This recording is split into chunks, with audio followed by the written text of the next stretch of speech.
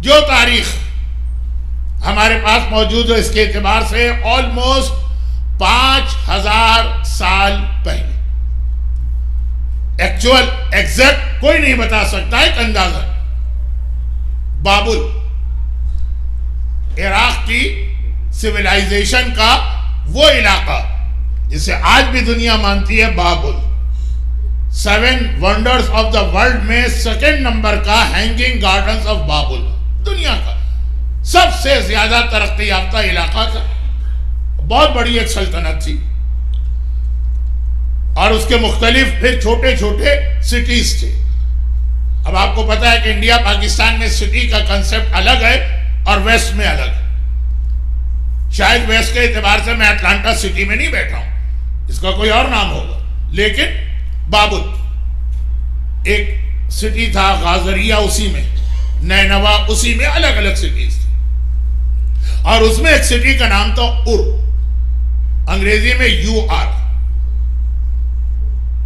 اور یہاں پر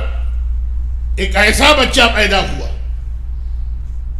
یہ قرآن کریم نے بہت ہی اہم موسیٰ کے واقعات ریپیٹ کیے، لیکن میسیجز حضرت ابراہیم کے حوالے سے دی، وَاتَّبِعُوا مِلَّةَ إِبْرَاهِيمَ حَنِيفًا۔ یہ بچہ پیدا ہوا جس کا نام ار رکھا گیا۔ اچھا، اب یہاں پہ ایک چھوٹی سی بات عرض کر دوں کہ بعض ہسٹورین نے لکھا کہ بابل میں شرک، بت پرستی، ابراہیم دنیا کا پہلا پرومیننٹ پرسنالٹی ہے جس نے بت شکنی کی ہے، بتوں کو توڑا، لیکن ہر دور میں ایک اللہ کے ماننے والے رہے ضرور، چاہے ان کی تعداد بہت کم ہو جائے۔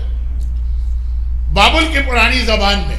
یہ بعض ہسٹورین لکھتے ہیں عبادت خانے کو کہتے ہیں کرب، جیسے ہمارے یہاں مسجد ہے یا امام باڑہ ہے یا مندر ہے یا چرچ ہے، اس زمانے میں کرب، اور پھر چونکہ ہر بت کے لیے الگ عبادت خانہ بنایا جاتا تھا تو وہ اس کے نام سے تھا۔ مثلا فار ایگزامپل کہہ رہا کرب لات، یہ لات بت کا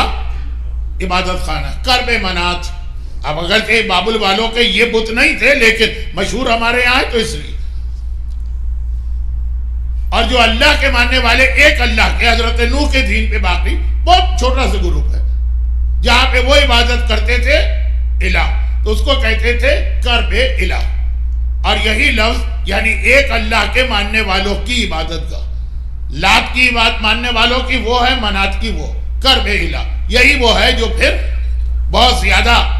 استعمال ہوا تو کربلا کہلایا۔ کربلا کرب و بلا سے نہیں نکلا ہے، کرب الہ سے نکلا،